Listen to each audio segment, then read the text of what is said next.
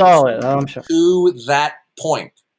You cannot appeal to laws of nature. Please, guys, don't interrupt. You can no longer appeal to the laws themselves as being eternal. So you must, in order to defend that they are real, you're going to have to appeal to that which is immutable, absolute, that institutes and secures the perpetuity of those laws. Real would be that they're not spontaneous occurrences themselves. Really. So in other words, spontaneous occurrences that simply produce a consistency, but the consistency is not imposed by something that is immutable. So is there something identifiable in your view that is eternal, that imposes and sustains these regularities? I do not have an eternal. I think that the universe could be eternal. Okay, it could not be, but I don't know. Okay. But you just told me a few minutes ago the singularity was eternal. No, I said that the evidence points to there. So, like, we tried to go all the way back, and the furthest we could get was the singularity. No. That's what I said. You see, what you are confusing. Okay, the evidence does not indicate that the singularity is eternal. All it is simply is, it is a materialistic retrodiction that because the universe is expanding in every direction, that in a thought experiment, it was a singularity. But that doesn't indicate, a singularity does not indicate that it's eternal. Now, here's the problem. Wait. Can I ask a question? I was going to listen to me. Are the laws of nature, okay, are they real? And by real, are they imposed by something that is absolute? I do not know if they are imposed by something absolute. I would call them real. Then you don't know that they're real then. I believe we can prove they're real. I believe we can prove that our minds exist. Okay, Newman, listen to me. You're a grown adult. The uniformity of nature, cannot be proven. Can I ask just, do you think that the universe is an eternal? Listen to me. You said I was going to be able to ask a question. We're almost done. Okay? Okay. Now, you understand that you cannot prove the uniformity of nature. The uniformity of nature is one among several metaphysical principles that people in scientific endeavors must adopt without proof. Are we clear? I disagree. Okay, then you are a complete deer in the headlights. Okay, the uniformity of nature cannot be proven. The uniformity of nature is a metaphysical principle that we adopt. Okay, and from that we attempt to elucidate what individual laws there may be. How would you prove the uniformity of nature without first presupposing it? I'm not sure. You couldn't. So you can't prove the laws of nature collectively, can you? You can't prove the laws of nature. See, they're called laws because we're describing them, but you're saying what is the bounding, the grounding of the laws? I'm going to ask. Can I ask you the question? Yeah, I'm going to ask you a very simple question. Do you think that you or I are more educated on this issue when it comes to the uniformity of nature? On the uniformity of nature, on this specific questioning, this is your shtick. Do you think you know more than I do? That's not unfair. That's a loaded question. I mean, we all have our expertise. We all know our own things. So. No. I can tell by talking with you that I know more about the philosophy of science than you do. You made a blunder. That may be true. You stated that we can prove the uniformity of nature. If you take a 101 course in the philosophy of science at a collegiate level, you will learn within the first week that the uniformity of nature cannot be proven. And I would say I'm just going over biology, chemistry, and physics. Can you tell me? Let's see if you know what you're talking about. In one sentence, what observation would prove the uniformity of nature? No. Do you? What would prove it? I wasn't disagreeing with you when you the last point. The uniformity. Well, you told me that the uniformity of nature can be proven. I don't think I did. Now, either the uniformity of nature is real or it's not real. In order for it to be real, it's going to have to be imposed and secured by something that is absolute and immutable. If there is nothing identifiable, attributable, that is absolute and immutable, that imposes the laws of nature and secures their perpetuity, then all we have here is a series of consistencies and not laws of nature. So in order for you to claim that your value judgments are not spontaneous occurrences and are the product of laws of nature, what imposes and secures that laws of nature are real? Once again, I'm not sure what secures the laws of nature. We're just describing the laws of nature. Is there something identifiable and defensible that imposes and secures laws of nature? I don't know. And Darth, that's the question. You think you have the answer, right? You think there is something eternal. Now we're just about done with this thread, okay? So now you claim that your value judgments are not just absurd, spontaneous occurrences because laws of nature are real. But do you know that the laws of nature are real? My value judgments don't come from the laws of nature.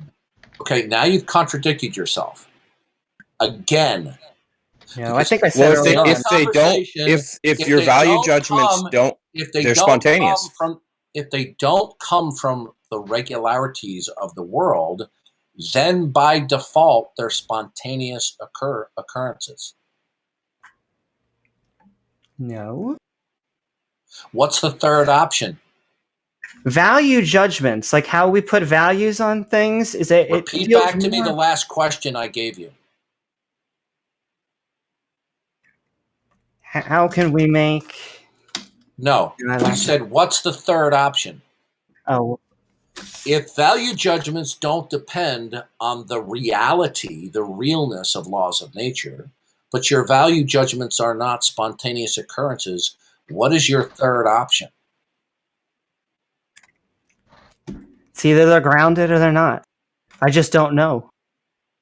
So you claimed that your value judgments were not spontaneous. And that's absurd. My value judgments have their base in biology. Do you know metaphysically when there is an event that we will call a value judgment in a time index? Is it spontaneous or the product of real laws of nature? It is the product of our brain, which is the real laws of nature inducing itself in a chemical experience. So your value judgments are the product of laws of nature? They're the product of my mind. Okay. A mind is a non-physical term. Okay? Can you show me a mind? I believe a mind is an operating system. No, you're not understanding here. Okay. See, this is your whole problem. You are suffering from the Dunning-Kruger syndrome.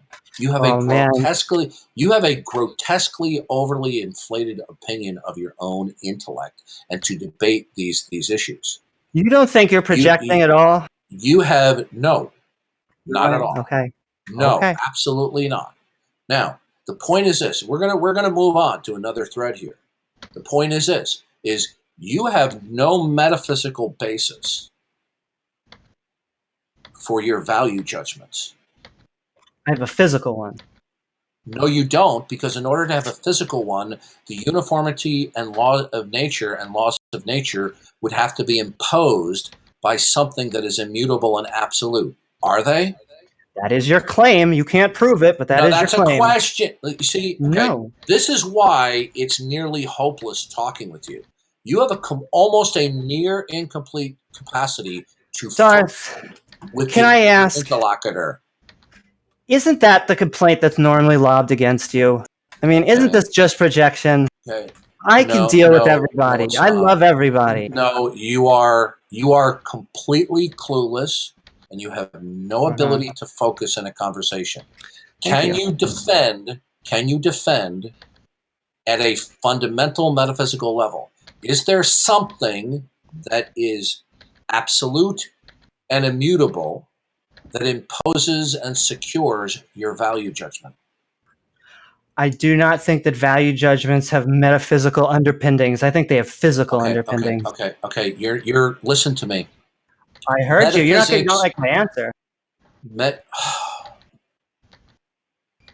Again, you're suffering from the Dunning-Kruger syndrome. I'm glad you just learned what Dunning-Kruger is, Darth, but just because you learned it, it's this hot new thing. No, I didn't just learn it, okay? I'm sure. You cannot talk about physics unless it is encapsulated within metaphysics. There are no physics to speak of without a metaphysical realm or model of reality, okay? Now, the bottom line is simply this, okay? There should be no reason why you should gag on the word metaphysic. It simply means that which is the outermost thing that encapsulates everything, including physicality. Now, is there something that is absolute and immutable that will consequently impose and secure value judgments? Yes, biology. I don't know why you use the word value judgments, which is an agency term. Listen to me. I'm not asking you an answer of proximate relations. I'm asking you, what is it that fundamentally in the totality of existence is biology absolute and immutable? It is objective. It is a good objective standard when we're dealing with ethical or morality questions. Focus. Yes, Jerry. Is biology absolute and unchanging? Does biology depend on anything for its existence? Objective. It's objective. You're not understanding, okay? That you're totally clueless, okay? You're asserting that value judgments have to come from an eternal source. Why do value judgments have to come from an eternal source? Okay. Do you think that there's any truth to my criticism that you're not focusing? Because yes, I think I'm focusing too hard. I think I'm giving too specific answers to your questions. And when I do, you try and go back to it again because it's not the answer you want. Wow. Dunning-Kruger. You must have got projection. A PhD. I'm working on 2 masters. Okay. I am shocked. Thank you.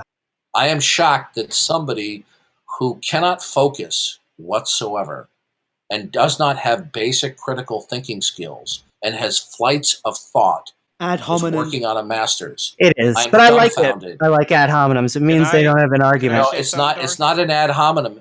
Yeah, it's a total ad hominem. Darth, it's an observation. Now, listen carefully. I want to answer his question. Is there something? My observation is that you don't listen to anybody. Okay. Yeah, thank you. My observation is I want the moderators, the next person who's speaking, before I give the approval, I want them kicked and banned from the server. All right, I'm just going to start. Anyone who talks on the microphone is going to be kicked and banned. Okay? Yeah, that's what's going to happen. Okay? I want the moderators to kick and ban anyone who speaks while I am talking with Newman. Newman, appealing to biology is not from the spectrum of metaphysics, okay? It's from the physical realm. I want to know what is above and beyond what dictates biology that is absolute and immutable, that will ultimately secure and provide for value judgments. What is it that ultimately, in the totality of reality, that is immutable and absolute? And I just want to say, I'm just gonna. It's 4:30. I'm gonna stay on for another 30 minutes because then I gotta get back home. But it's your question, Darth. I don't think that value judgments come from an eternal source. Okay, you truly are a deer in the headlights.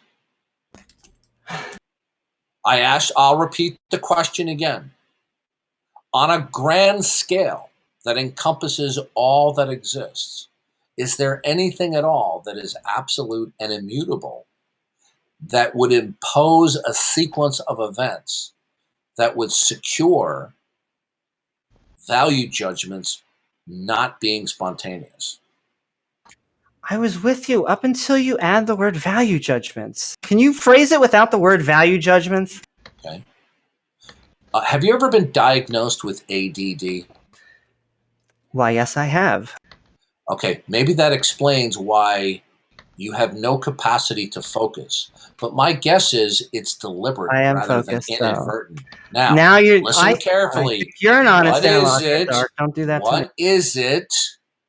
What is it at a grand metaphysical scale in the totality of everything that is absolute and unchanging within itself that would institute and secure the outcome of value judgments? I can't give you an answer to that because I just disagree on what value judgments are on a fundamental level. Okay. Are value judgments the product of whatever is ultimate in reality? No. Then why do they exist? Because we have minds. We're conscious agents. Okay, this comes from only conscious agents. Listen, we're going to have to drop this thread because you literally have the mind of a 14. No, excuse me. I shouldn't insult 14. You have the mind of a 12-year-old. Thank you, Darth. I think you're projecting, but I'll take it. No, why would I be projecting when I have exemplified Angel, I don't have a mind of a child? I think I do very well in my debates. I have in your debates, but you don't think you have any time winning over people? Since this thread is no longer productive because you don't have a capacity, number one, to focus. I tried. Number two, you don't want to focus. Number three, you are not displaying any critical thinking skills, and all you're having is flight of thought scurrying down semi-related rabbit trails. I think what you this are conversation replying to is the fact that I throw. Can I at least reply to it? Okay, you may in a moment. Okay, I'm just wrapping up my commentary on your disastrous performance here today. Thank you. Of a Hindenburg proportions. Okay, now it's your turn. Well, I would really just like to ask the question, which is, you think that this is grounded in something eternal, and that I assume that it is a God. And I guess my question is, what means do you have to prove this? Is it just philosophical? Is it empirical? The means to prove that the God of the Bible exists, is by virtue of his revelation through creation, natural revelation, and in addition through him communicating with various individuals through the course of human history and providentially and sovereignly preserving this in the scriptures. That is all the proof that God has given and that he will give you. And if you reject God's revelation, natural and special revelation, you will fall into an abyss of absurdity because you will have no worldview by which that you can nail anything down. So I wrote mostly creation, revelation, and scripture. God has revealed himself in every fact that is around us, every single fact God has designed to be revelatory of himself, his eternal powers, being absolute and immutable, okay? And that the denial thereof is impossible. Well, I mean, I would say I can deny it. In fact, I mean the hold denial. on 1 second. Okay, I'll be right back. I'm sorry. Someone's at my door.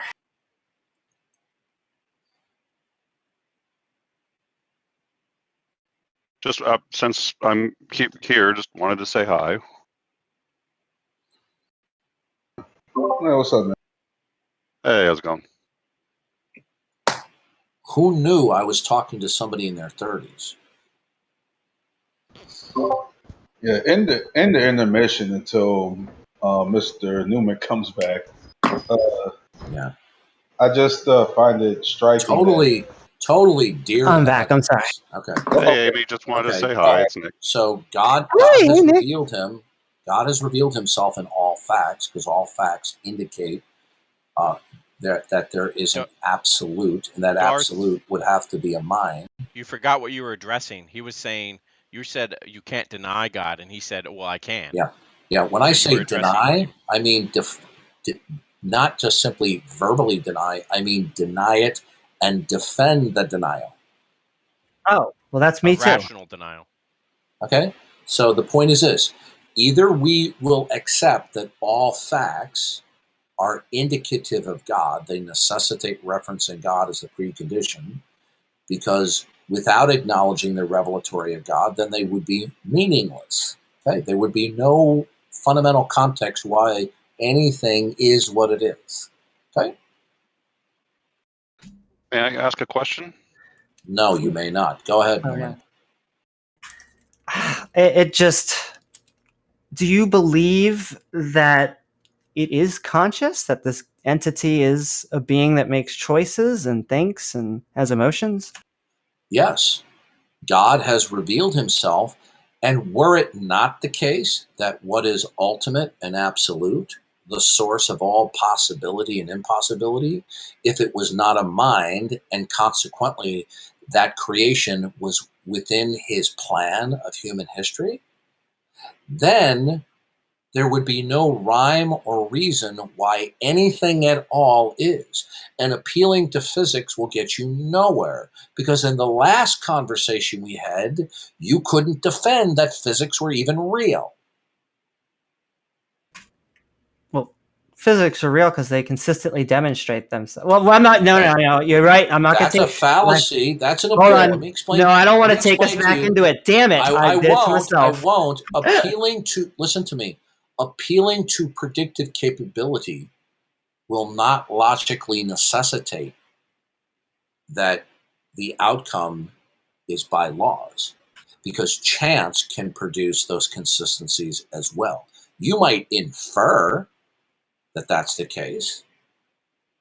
You may have a powerful intuition that it is the case, but predictive capability does not logically necessitate the uniformity of nature. But can I ask? That is intuitional thinking. You use the word mind. Can I ask what is your definition of a mind? A mind is an agent that has the ability to reason, to think, to exercise agency, and possesses emotions. And see, I mean, you answered it well. That's basically one of the main reasons why I don't believe in a God. Okay, so God does not exist because I've already given you my account as to why God exists. Okay, I answered. Remember, you asked me that question earlier. I just told you. I gave you an answer and a defense as to why God exists. And can I ask?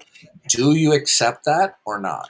I accept that is your answer. Yes, So you now believe in God? No, I accept that's your answer. No. When I say, do you accept it? Oh no. Are you so silly as to think that I'm saying, do you accept that I said that? Well, some people will say like everyone knows God exists. I'm not saying you did. So now you do not accept the case that I have made for God's existence. Your non-acceptance is an implicit counterclaim to the negation. You understand? Actually, I know you don't believe in the third. I don't know, but generally speaking, that's a dodge. First of all, if you say I don't know, then all I have to simply ask you is one simple question to expose the fallacy of that. Do you positively believe that God is the necessary precondition of all temporal facts that are not God? No. Okay, then you therefore believe in the independence of facts from God, right? Correct. If you positively believe in the independence of facts from God, then God cannot logically coexist if that belief is true. And therefore, when you believe, listen carefully, because what I'm about to tell you is ironclad. If you positively believe in the independence of facts from God, then God cannot logically coexist if it is true that facts are independent of God. Why? Because God is defined as being the basis of facts, and that facts depend and derive upon God. So since you believe that facts are independent of God, then you are logically committed to the denial of the existence of God. Correct. I'm harder than the hard atheist. Good. Now you can no longer claim that you're undecided. Oh, I'm not undecided about a God. Good. I actually think that Yahweh doesn't exist. God doesn't exist now, disbelieving in one God among many does not get you to atheism. Are we clear? I disagree because I don't believe. Can I just clarify before you say it? Can I just clarify? My head wants to explode with your inability to understand even the most basic concepts. Can I clarify? No. Okay. Disbelieving in a particular God doesn't get you that there are no God at all, unless, of course, you have a rationale that no ultimate creator exists. Do you have a rationale that no ultimate creator God exists?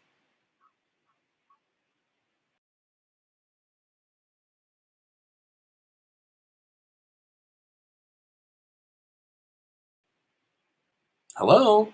I think you lost connection or something. Are you there? Yeah, Mr. Newman lost connection. Well, how convenient. Well, no, I don't think he dropped out to avoid it. He'd be talking, no problem. Yeah, in the interim, I just find it striking that maybe you're right. I just looked him up. Yeah, he has been on Modern Day Debate multiple times, and I find it striking.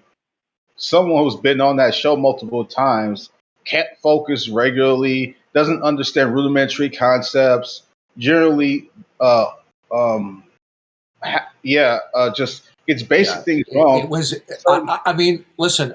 I'm truly shocked at the abysmal performance and reasoning capacity of this 35-year-old man. It's just shocking.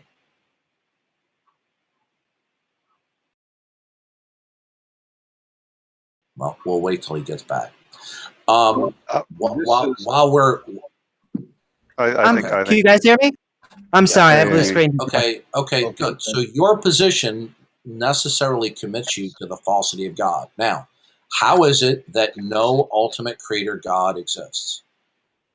It deals with the definition. I don't think that minds. Would you guys mute Dimmy, please, and mute anyone who has an open microphone? Okay, yeah. But I actually think I take a position stronger than most weak atheists because I think of how my understanding of consciousness, I don't think that a being such like that can exist, or at least I would say they have no reason to. That's not an argument that no ultimate creator God exists? It shows to illustrate the point that there's no reason for them to exist. So we have a reason. Conscious creatures have a reason to exist. Listen to me. Listen to me. Listen. How many times do you think I heard that atheist cliche? 0. No, I hear it all the time. In fact, I've had several Consciousness? I've had several professional atheists say that too. Now, listen carefully.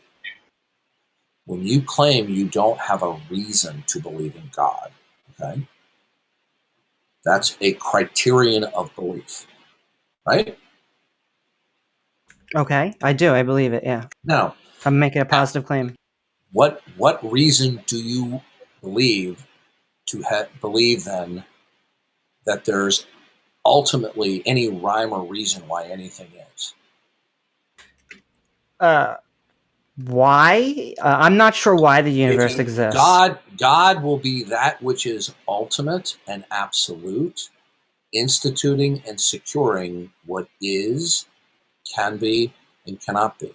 If you don't believe in God as that absolute and ultimate, either you will believe that there is an ultimate and an absolute that is impersonal, or you will reject the idea that there's anything at all, ultimate and absolute, dictating what is possible and impossible.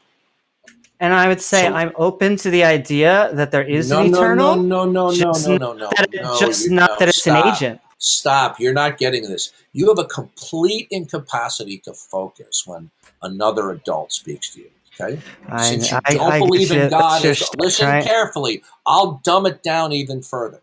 Since you don't believe in God as ultimate, dictating what is possible and impossible, what is it that is ultimate that you do believe in so that you can believe that why some things are possible or impossible? Like your brain or laws. Yeah. Or biology. Well, those are two different. I don't want anyone to interfere. What do you believe then, since you don't believe that God is ultimate, what do you believe that is ultimate? But see, there's two different things. Value judgments and then what created the universe, or if even there was a creation, are two different questions. F-O-C-U-S. What does that spell? Fact? F-U-C-U-S. F-O-C-U-S. F-U-C-U-S. I misspoke. Yeah, F-O. My bad. F-O-C-U-S.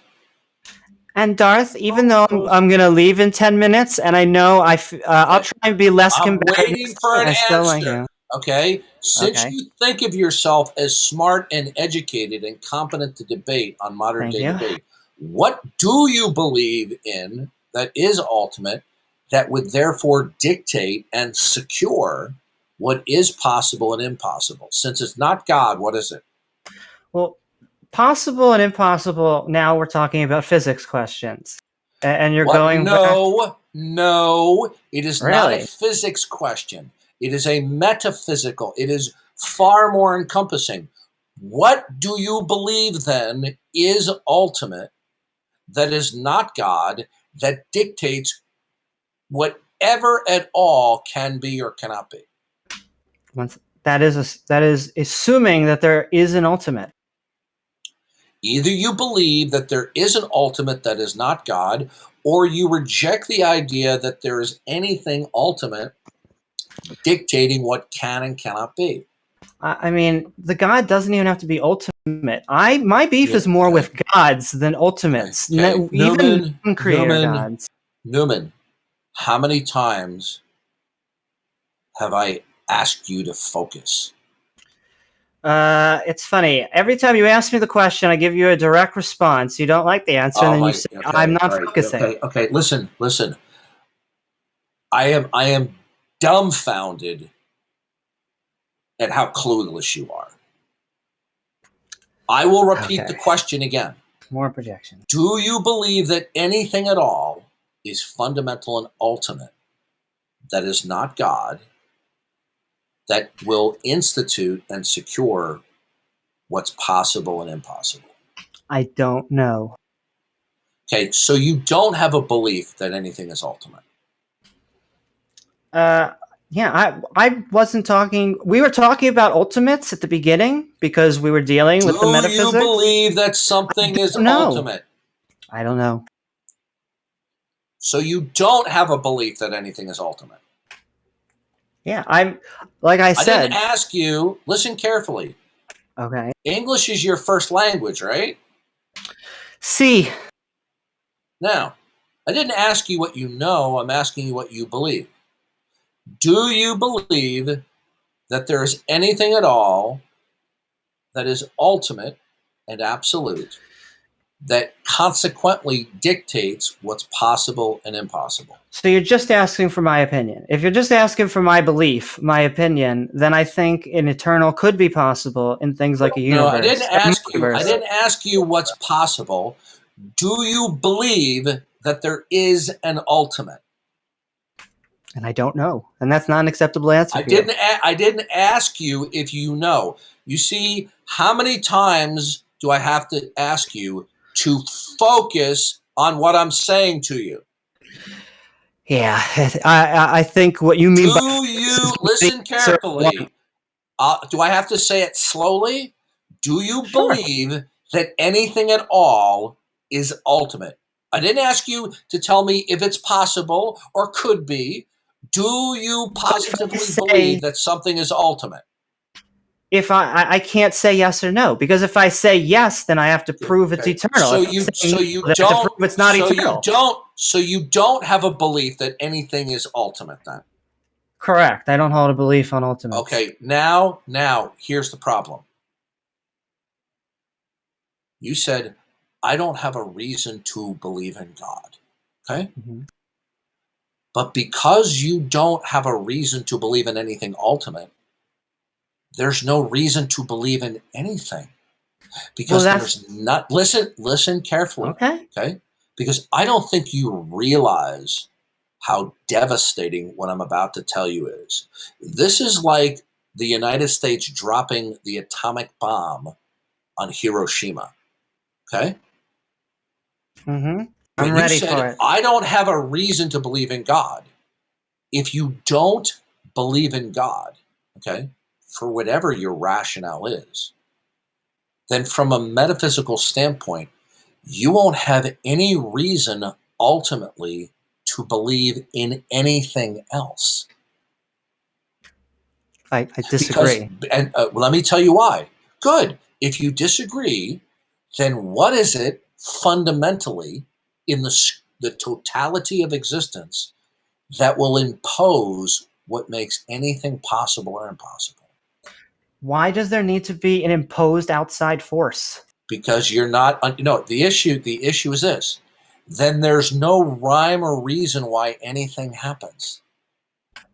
The natural physical laws. You're not understanding. We already discussed this for over an hour. Are the laws themselves, did they pop into existence from nowhere? Or have they been imposed by something that's ultimate? They're just us describing things. That doesn't answer anything. It does. No, you're okay. I'm going to end the conversation. You are completely... Listen, I don't mean to speak down to you. Okay. But this is embarrassing. You should not be in these kinds of conversations. I have spoken and debated with teenagers who were more well-equipped to have these discussions than you. All right. I'm not telling you to insult you. It's to inform you that your reasoning capabilities are atrocious.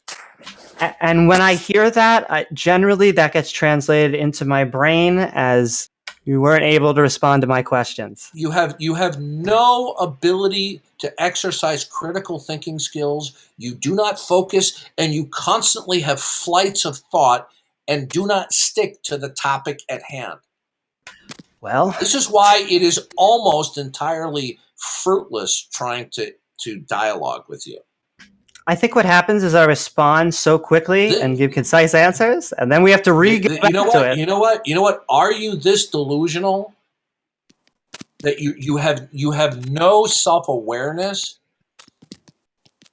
that there was no focusing at all during the entire conversation. Giving a response and answering a question is two going different blah blah blah doesn't mean that you're focused and that your answer is specific to the question at hand. Will you at least grant me I tried to ask like dozens of questions and you wouldn't answer any of them? I'll grant you that you made numerous responses. And now, you the didn't bottom line give is this. Let me explain this to you. In order to understand why your model of reality is a complete disaster, okay, you have to understand it in comparison to the Christian worldview. In the Christian worldview, God is that which is ultimate and absolute.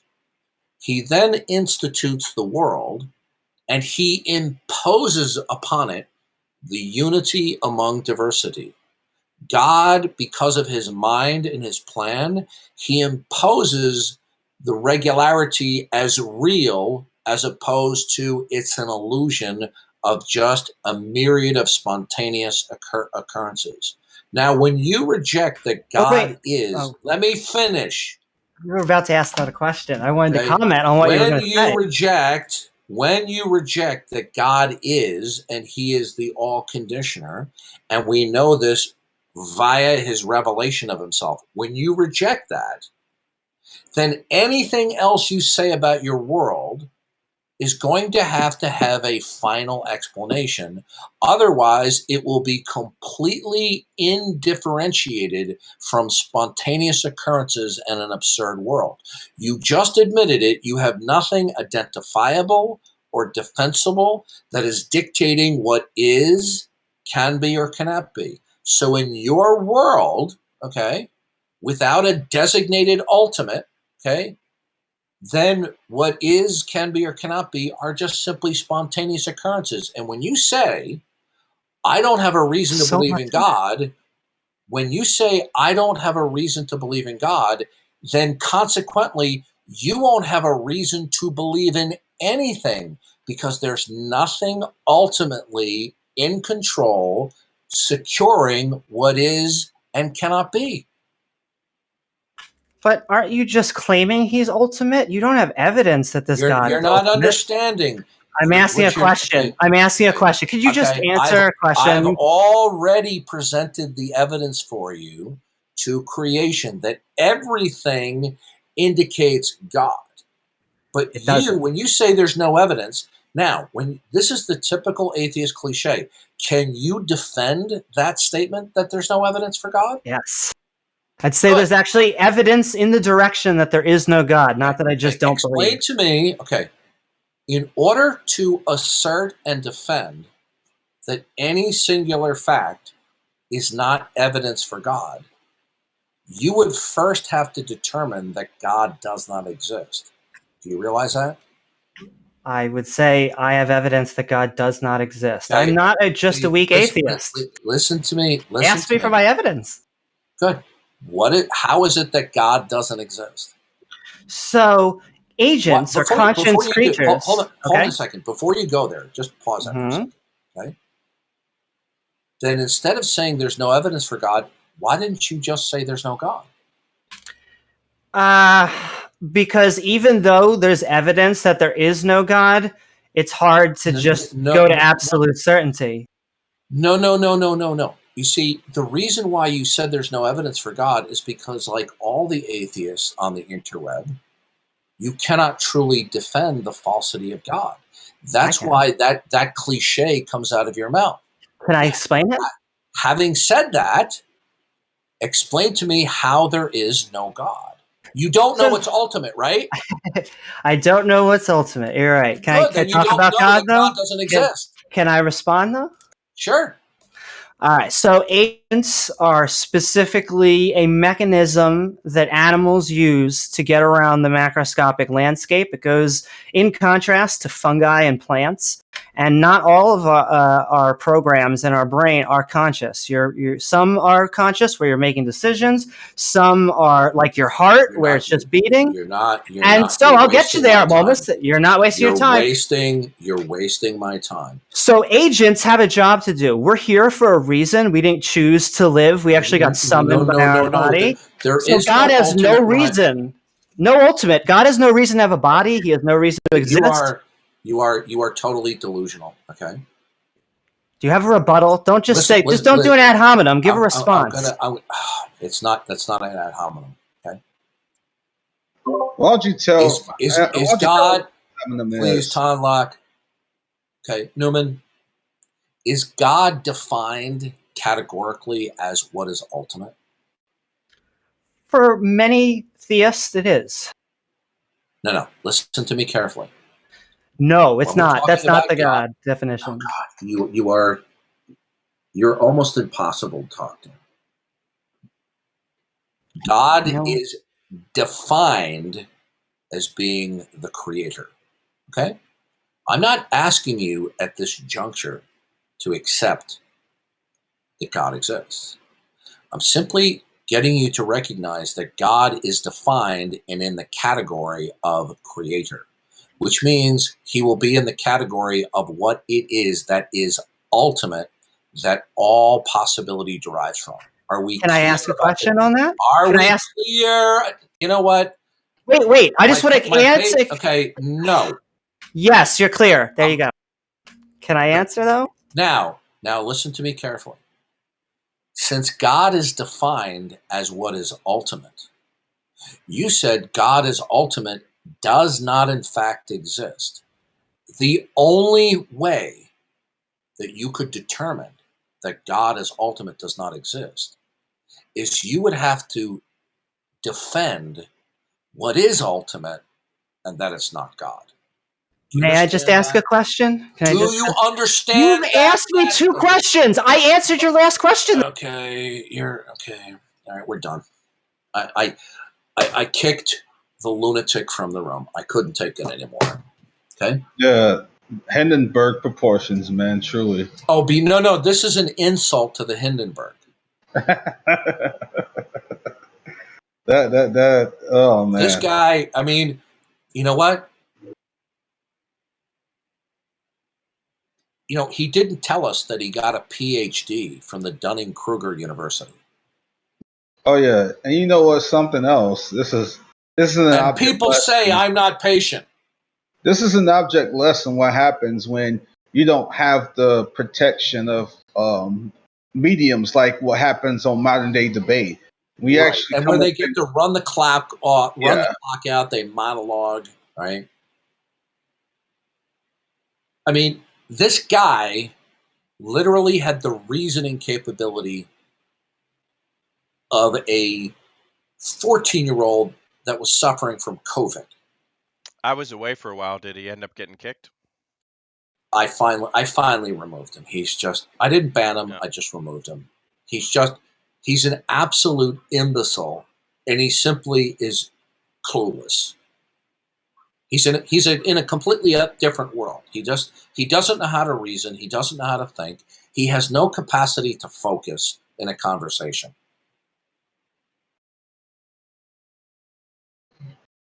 And Dark Bun, we're just criticizing his inability to focus. Who was talking about anything related to transphobia? Why did you bring that up?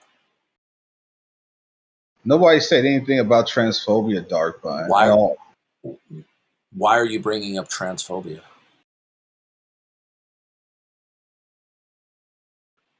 Did Matt DeLabloviator show up in the text chat? No, I believe Dark Bun is saying that in the text chat. What are you saying, Dark Bun?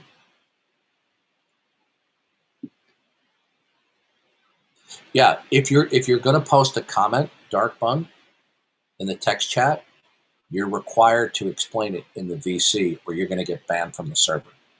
I'll give Dark Bun the benefit of a doubt because Dark Bun has spoken in VC before. Apparently, okay, Dark Bun, you need to come to your microphone. Okay, good. Then so be it. Okay. These people want to make these people want to make accusations, with no consequences. And if you're going to make accusations in the text chat, you better prepare to defend it in VC. Okay. No, Darkman was just talking about people in the text chat specifically. Wasn't commenting on anything said in this room. That's why I was saying I'd give him. He wasn't referring to me. No. Oh, okay. Then I will unban him. That's why I was saying I'd give Dark Bun the benefit of the doubt because I've heard that person speak in in voice before. Okay. Yeah, send him another invite. I thought he was referring, because he was in the room, I thought he was referring to the VC and not the text chat. I originally thought he was talking about that Newman cat. That's what I thought too. Okay, yeah. Would somebody send him another invite, please? I'll send him an invite. Okay. Yeah, send him an invite. Okay.